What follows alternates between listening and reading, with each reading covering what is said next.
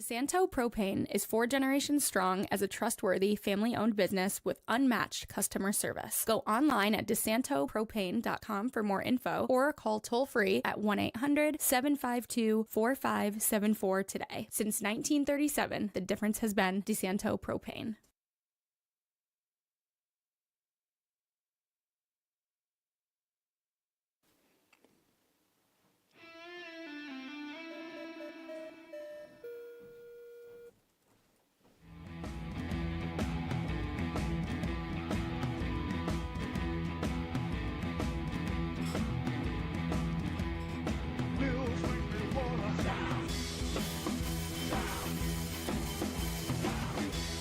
Hello, everybody. Welcome in to a Tuesday edition once again here on Bills Weekly, here on FingerLakes1.com. Paul Russo here with you as always. Just Kyle Evans here with me today as we get into the Buffalo Bills falling to the Atlanta Falcons on Monday Night Football last night, 24-14.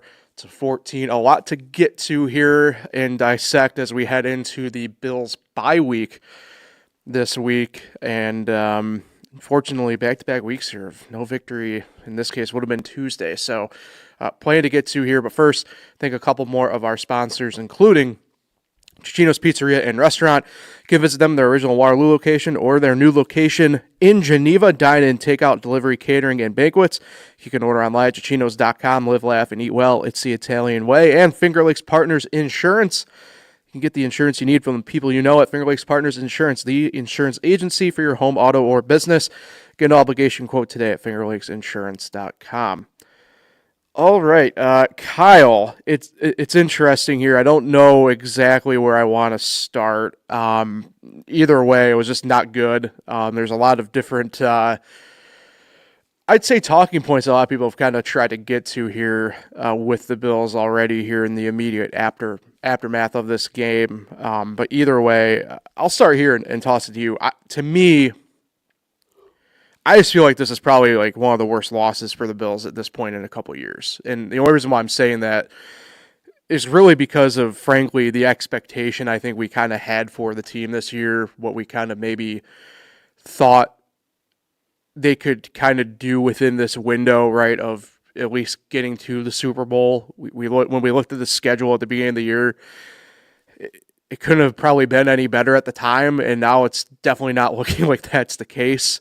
Not to maybe jump a little bit into what you might bring up, and you brought up a good point off air about this. We're only 6 games into this deal. Bills are going into a bye week. The sky maybe isn't falling, right? But to me, still, there is an element of like, okay, the levee's got to break here at some point, and I don't know what that is going to fully look like, and maybe that's a discussion we have more as we get to the bye week discussion of this, obviously, more towards the end of the podcast. But either way, coming off this loss now in Atlanta, no way around it to me. There's at least a bad taste in the mouth following this game. Yeah, for sure. I think every Bills fan this morning is, really down, really negative, and rightfully so. I think the coaching has been really bad the last few weeks. The penalties have been really bad the last few weeks. This is a team that's been very good with not taking penalties the last few years, which is why they've also been so good. This is a team that, just doesn't make the mistakes that they usually don't make the mistakes they're making. The multiple turnovers now in 3 straight weeks. It just doesn't look like a team that comes in as prepared as they normally do. And maybe it's because they kind of looked at it like the fans did. They looked at the schedule and they thought they can just kind of walk past these teams and these teams have come ready. These teams have come prepared. Mm-hmm. I mean, you look at Atlanta, they had 2 weeks to really study the Bills, and you could tell on defense that they had stuff dialed up.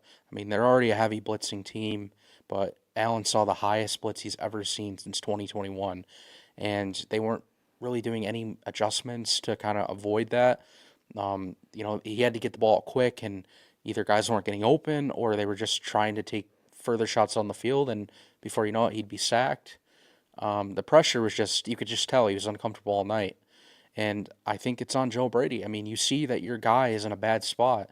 and you're not making adjustments to try to help him get the ball out. You're not using James Cook in the passing game again, second straight week. But meanwhile, on the other side, you see Bijan Robinson being used in the passing game. You see him going in motion. You see him all over the field. But the guy that you just gave that 4-year extension to, James Cook, did not touch the ball for the final 11 minutes of the game. I mean, that almost is like a fireable offense. I mean, I know at the end of the day, Sean McDermott probably played part of it, but at the same time, I think Joe Brady is at fault here. Because why is your guy not on the field? You need plays. Yeah. You need big plays. And you're only down 1 score. The defense did enough to hold you in the game. You had 3 opportunities to tie the game, and 2 of those 3 drives were 3 and outs. It was just a really bad watch. Yeah, let's throw that tweet up really quickly as well. I know we both kind of saw some of these from Howard Simon this morning. This is really the one I took away from snap count, just a hair over half, right? And second lowest on the season. Lowest obviously was in that blowout Jets game, so that one, right, is just, it's a toss away kind of stat in that sense, but obviously per ESPN. Not on, and this one to me, I mean, in addition, Kyle, like you said, that final touch for him coming with 11 to go, this one to me is maybe the most egregious one as well, where it's just like not on a 3rd down play or the 4th down play at all. And I just, like, for a guy that through the first few weeks of the year, he can make the case is the best running back in the league. I agree with Howard. Inexcusable. I think that's the perfect summation of kind of that portion of the offense right now.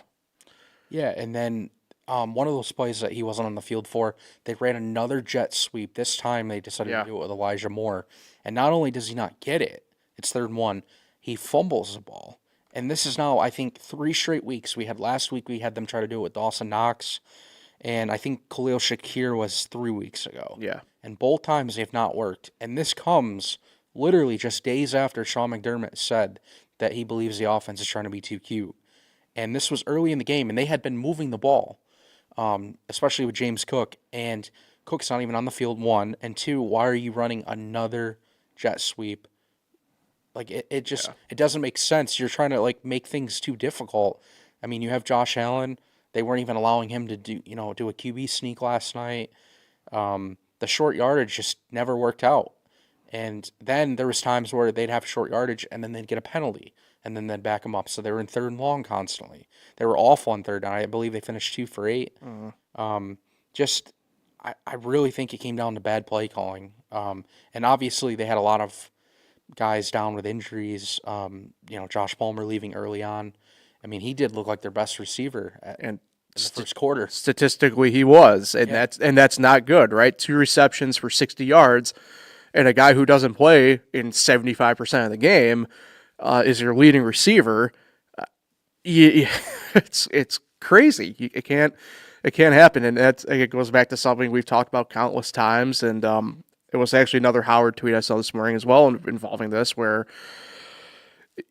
going into the trade deadline now, coming up here, but like, who's available even? There's no one really available. And for the Bills, it's like, yeah, you have Shakir, but like, Keon Coleman clearly isn't the answer. Again, going back to something we talked about, last week, the injuries hindered this a little bit, and we can do some of it now, some of it later, but like, clearly Kincaid was really missed last night. I know he was a limited participant later in the week for practices, but it felt like that was kind of a surprise, I guess, appearance on this injury list for being out last night, was Kincaid being out, and it just, again, the offense just looked bad. I go back to something I brought up, I think, week 1 with that win against Baltimore in a funny way, involving that 2-point conversion with McDermott and Brady, but like, as the head coach with McDermott, like, the buck has to stop somewhere. And as head coach, that is you. I don't know. I really worry about the offense at this point. They seem to be stuck in neutral the past few weeks, and this would have been like I said, going into the bye week and everything, this would have been the perfect game to try and get it righted, and it just does not feel like it's been righted. In fact, at least it feels, at least in the immediacy of it, and maybe that's the issue, right?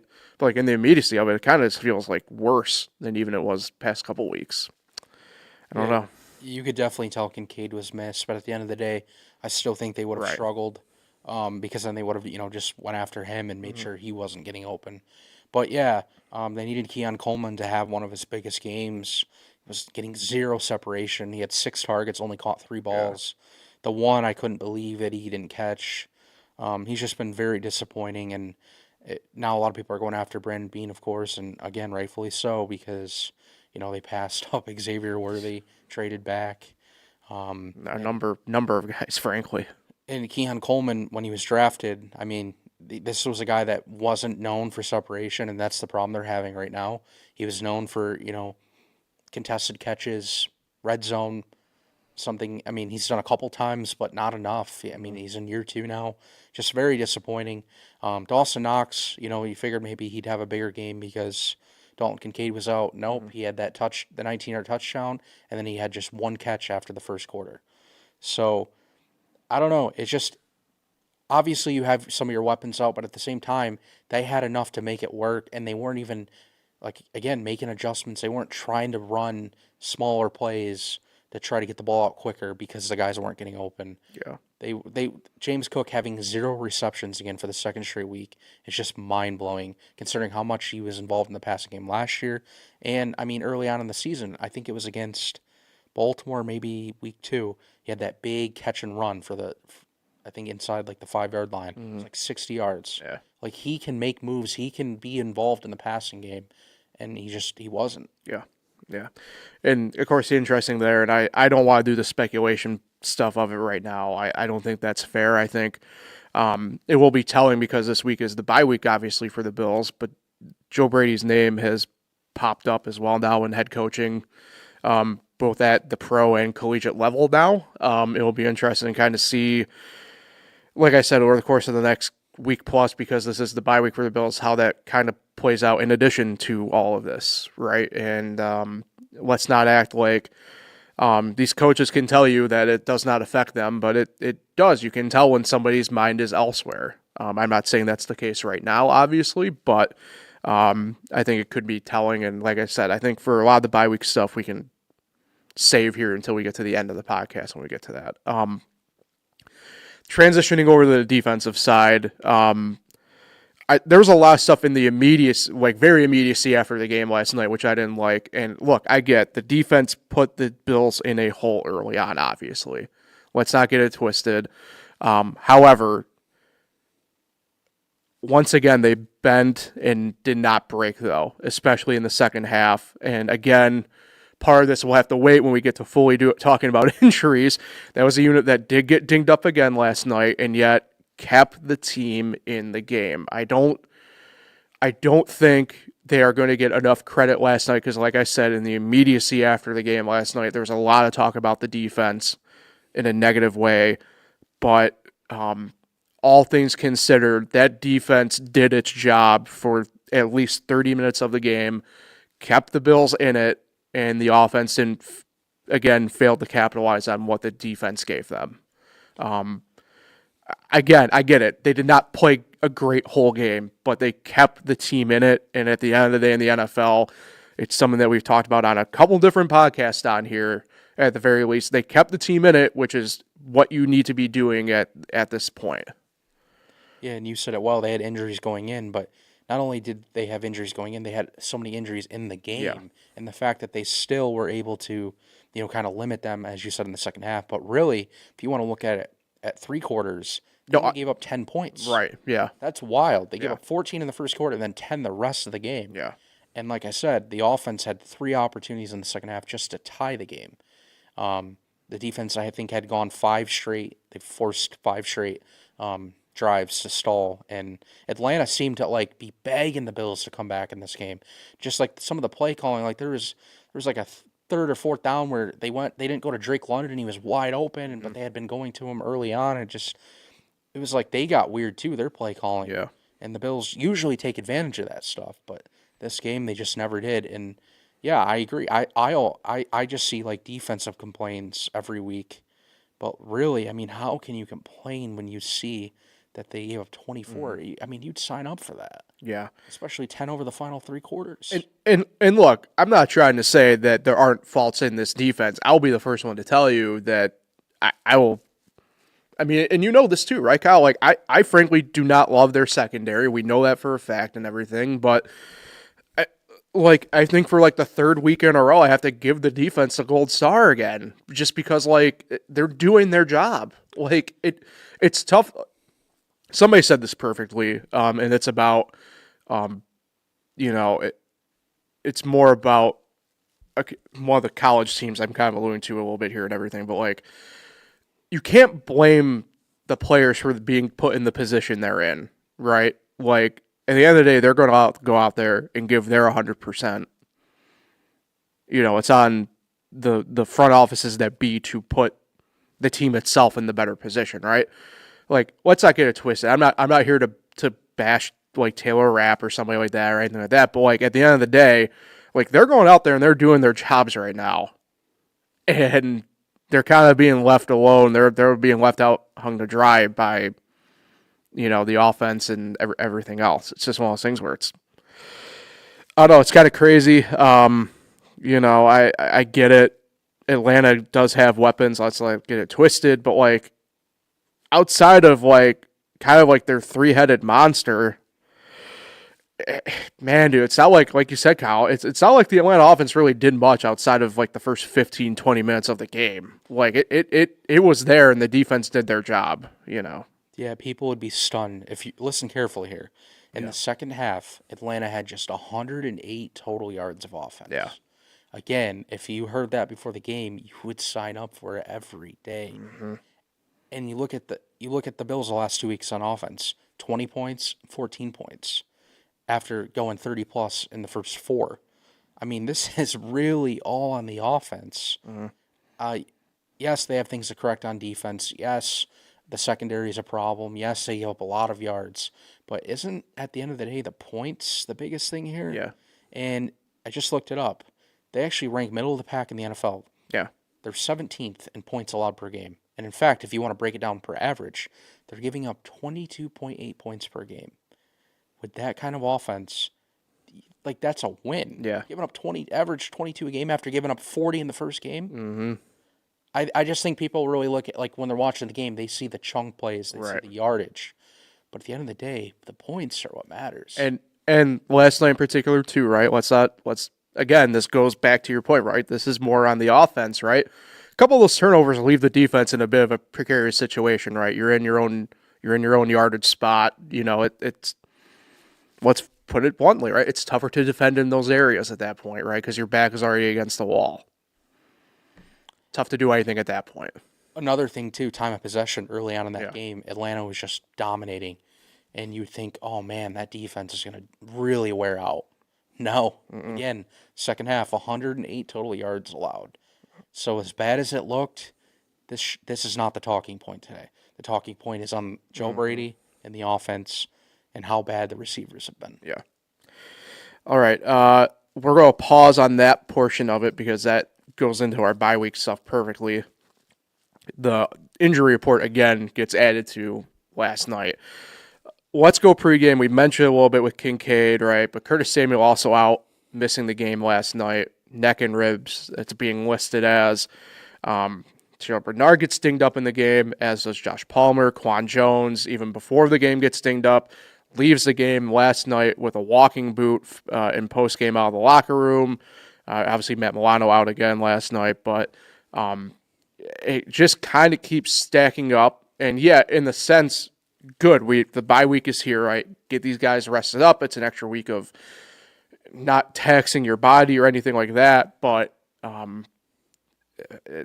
we mentioned it last week and the week prior, but now this week especially, it just keeps piling up, Kyle. And look, there are names on the portions on the list here I talked about where guys also got dinged up in game anyway. I mean, I remember Christian Benford got dinged up at one point last night. I know he's not technically listed on the report right now, but I'm interested to see kind of what comes from that as an example.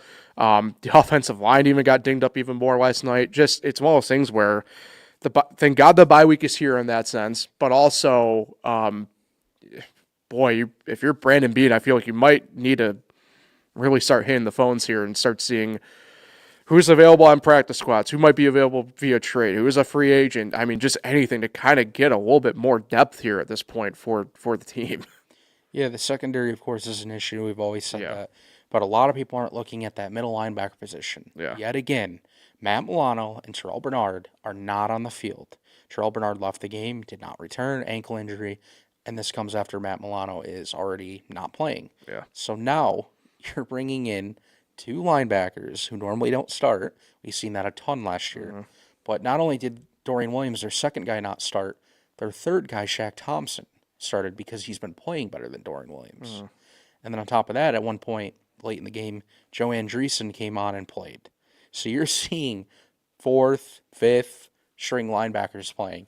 So again, what they did in that second half is even more insane. I cannot believe Atlanta didn't run away with that game. Yeah. And yeah, you're right. The bye week is huge for those injuries. But not only that, guess who comes back? The 2 suspended guys that they signed in free agency. Who Michael Hoyt, who is supposed to be a big rotational piece, who can play multiple positions on the defensive line, and Larry I can't say his name. Ogunjobi, is also coming back. Not saying that they're going to be the huge difference makers. It's depth. Yes, and the way things have gone, I mean, can it be worse? Right. Yeah. Maybe, but I doubt it. And remember, too, this was Ed Oliver's first game back. He missed 4 games.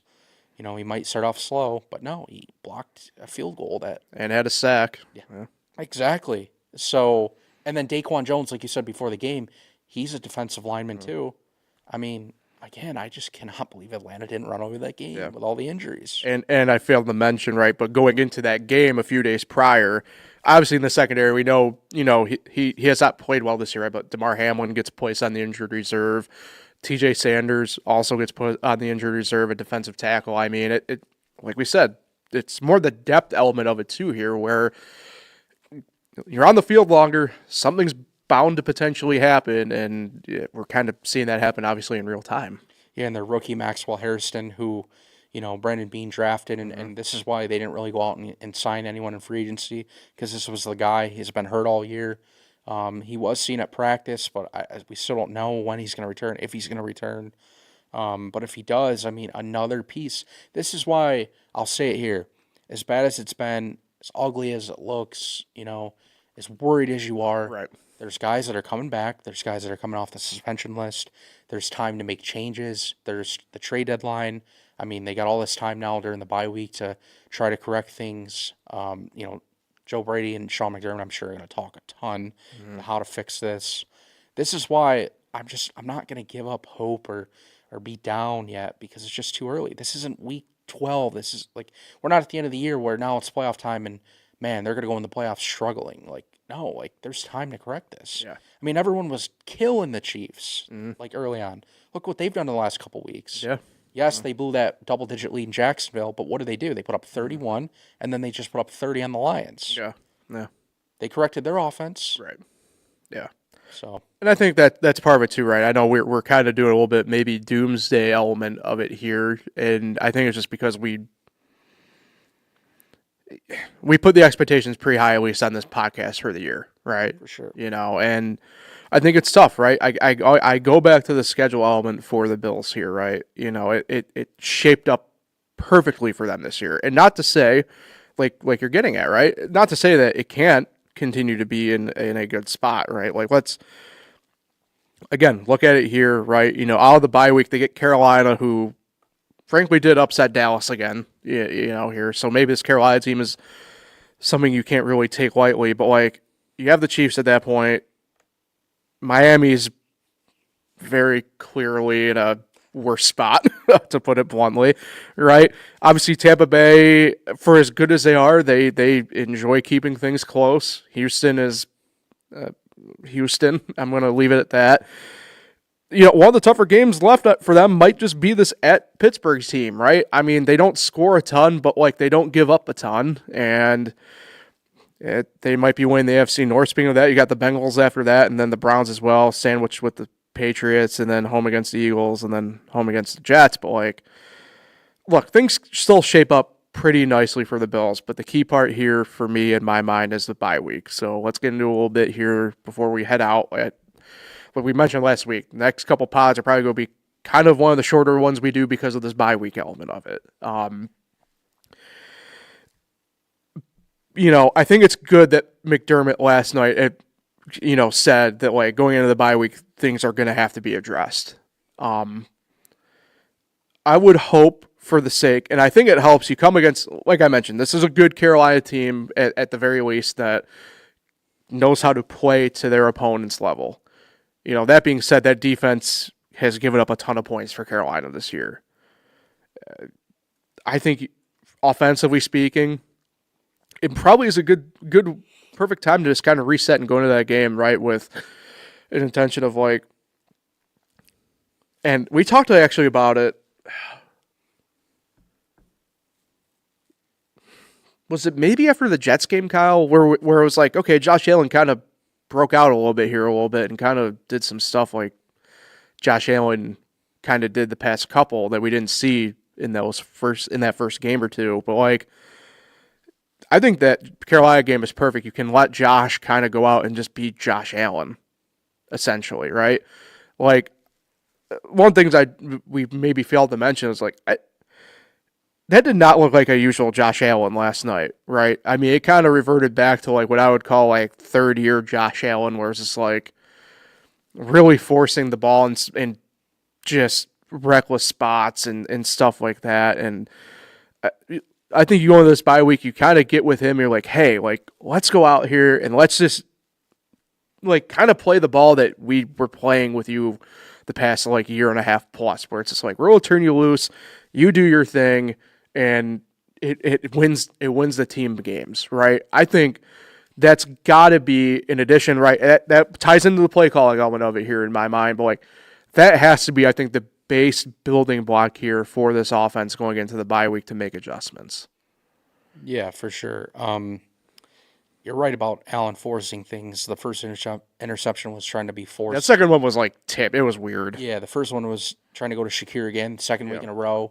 Happening against the Patriots. He's trying to force it into Shakir, the only guy that seems to get separation. Right. And that's what I feared too. I think I said it last week when me and Jim were talking. You worry about these guys not getting open, and you worry about the Bills being down, like losing in the game, because this is when Josh Allen's going to try to somehow pick the team up and put it on his back, and it's been backfiring. I think it's also in his mind too. He'll say obviously it's not, but the guy wants to win. The guy's trying to bring his team back. The guy's trying to do all he can. The problem was last night, it was more tough because, like I said, that Falcons team blitzed a ton. Josh Allen hadn't seen that blitz rate like that in a long time. So it was tough for him to even move around in the pocket, to extend plays. And I think that's just why it was so bad. And I think the 2 weeks, that they have here, they can look at the film, they can, Joe Brady. I'm sure Sean McDermott's going to kind of rip Joe Brady behind closed doors. We would hope. And I think they can clean this up, and facing Carolina after the bye, I think is big. Like a team like you said, you can put up points, maybe gain some confidence back. Of course, by then you could have some of your guys back on offense, Kincaid, Palmer. So again, like as bad as it is, if they come out and say that they, put up 30 plus, win double digits, and then you have the Chiefs at home, who for some reason in the regular season you always beat, but the playoffs is the problem. I think you feel good. Yeah. I think it's too early to really flip out. And every year in October, I saw a tweet last night, 23, 24, they've lost 2 straight games in October and have scored their lowest amount of points. And that was the thing, too, I kind of forgot to kind of mention here in all this, right? Like, this is the same, literally, at least week-wise, schedule-wise, that the Bills lost 2 in a row last year to Baltimore and Houston. And we are probably doing the same thing exactly here, at least on Bills Weekly, right? Where the sky's kind of falling and what the hell, and I'm calling for McDermott's firing and blah, blah, blah, right? The usual song and dance. But wasn't the Houston game, too, going into a bye week, I think? Or am I getting a little bit either way, it's just one of those things where it's kind of funny how time works, how history repeats itself, and stuff like that. So, yeah, I agree with you there. Defensively, I view the bye week as just literally rest for health purposes at this point, right? Obviously, coming out of the bye week, like you mentioned before, you get the guys coming off of the suspensions coming back. But, that's big for the depth portion of this, right? Is you're getting guys back, you're getting guys healthy, and you're not really blasting the bodies like during this week of practices, right? It's a lot of soft, what we would call like maybe not quite walkthroughs, but like you aren't going to really be putting too much pressure on guys here to go out and perform on the practice field because you have to get them healthy, you have to get them right.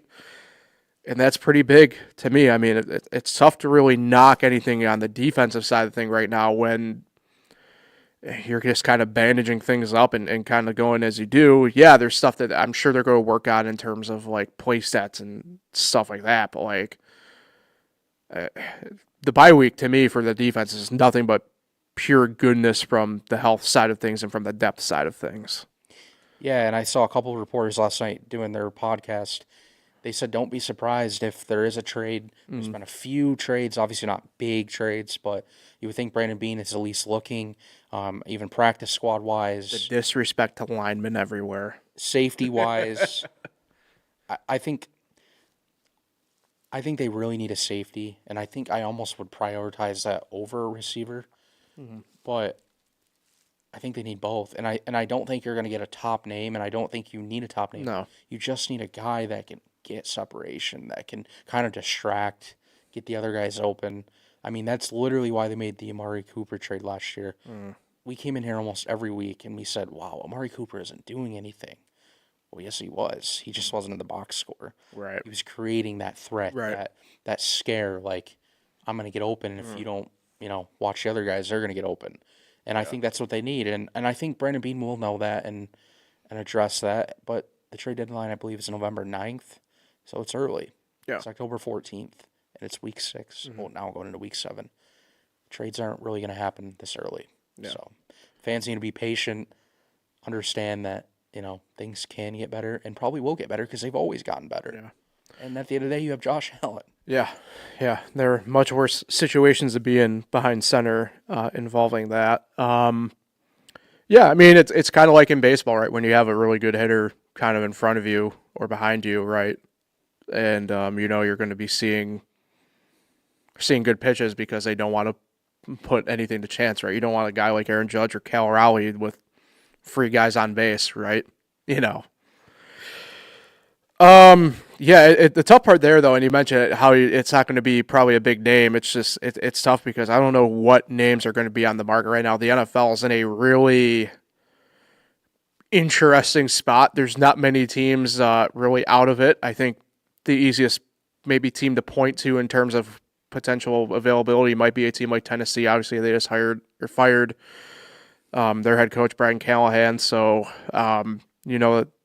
they're probably looking at moving off of guys potentially and stuff like that. But I don't know if I'd really want too many people out of there.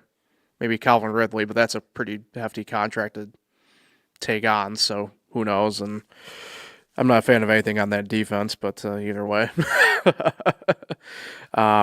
Yeah, I mean, it's kind of the beauty of the bye week, right? You can really assess and kind of take a look if you're a Bills fan, right? Surely around the league this week and maybe look at potential targets and stuff like that. But yeah, like I mentioned, this year it's going to be tough. I don't know how many teams are really going to be technically selling here at this trade deadline, which in recent years we've seen the NFL kind of pick up a little bit of steam around. It used to be a case where it never really had the draw that, say, like the MLB trade deadline or now the NBA trade deadline even has, but it's kind of caught up there a little bit in the past couple seasons. But yeah, I mean, with teams like Indy, for example, obviously looking the way they do and stuff like that, it's going to be an interesting situation of probably maybe overpaying for people that you didn't think you'd have to be giving up certain things for. And if that's the case, so be it. Gotta go out there and gotta make a chance of getting some wins. All right, Kyle, I think that's about it. I got nothing. What do you think the score of the bye week is going to be? They'll probably still lose. Yeah. But yeah, receiver thing quick. Yeah. I know. I do agree. There's a lot of teams right now that probably aren't sure what they're going to do. But at the same time, there's still several more weeks up until the deadline, so things will change. But What is it, like November 12th or something like that? I thought it was the 9th, but I could be wrong. But anyways, this article was released this morning. The number one trade target, according to Yahoo Sports, they have Jacoby Myers of the Raiders listed. And number 2, DJ Moore of the Bears. Who just is in the hospital right now. 3, Chris Olave. 4, get this, Brandon Cooks. 5th, DeAndre Hopkins. 6th, Rashid Shaheed. 7th, Tyler Lockett. And that's the final. Tyler Lockett's the final one. Yeah, I mean, Lockett's the Tennessee one, which kind of makes sense. I don't know about the Myers one. I guess it depends on the next couple of weeks go for the Raiders, but... And they start off the article talking about how he's coming off his first 1,000-yard season. Can I not to do whatever. I don't understand the Saints players being on there, though. Only because, why would they want to move off of... Everyone talks about it. It seems like even other teams are like, oh, Chris Olave. Well, they're young. They're a young team. They're trying to get the base filled out here. Those are key guys of that base. Movement and a rebuild could open the door for playmakers to become available in New Orleans. Yeah. I mean, I don't hate Olave. And I feel like they're including Brandon Cooks because thinking about how Amari Cooper was signed and that threat, that veteran threat. I don't want to be that guy, but even Cooks saying what Cooper was. I guess I maybe understand the premise. I think I'd rather take Tyler Lockett than Brandon Cooks, but that's maybe personal preference at that point. I don't know. Yeah. We'll see. I mean, we'll see. Still a lot of time to go. Yeah. But they got to do something. Yeah. No, 100%. So and quickly, let me shut this down. Yeah. Enough with the A.J. Brown. The Bills fans got to stop. Oh, good God. Even if he was available, Brandon Beane's not pulling that off. No. So, enough with the A.J. Brown stuff. Yeah, I don't see that happening. I don't see AJ being sent to a potential threat they'd be seeing in a game where a trophy is hoisted at the end of it. So that's just my suspicion, obviously, though. So whatever. I'm with you, though. That would also cost... Let's not act like that price tag would not be obscene anyway. Exactly why Brandon Beane will not pull that off, especially mid-season. This isn't a wide receiver that you could get away with offering like a 5th-round pick for.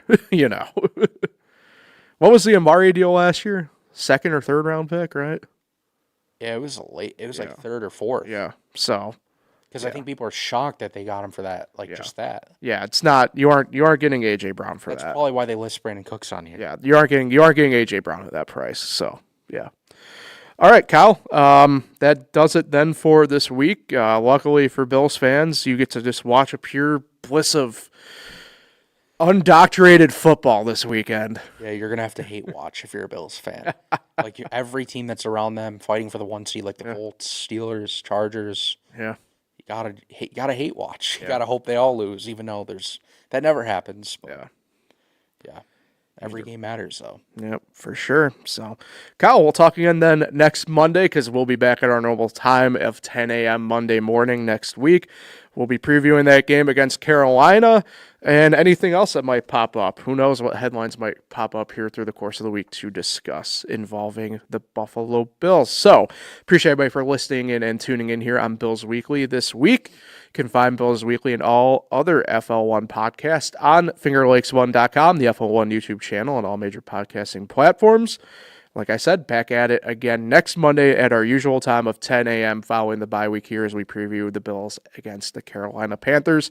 We'll talk again next week, everybody. Let's go Buffalo.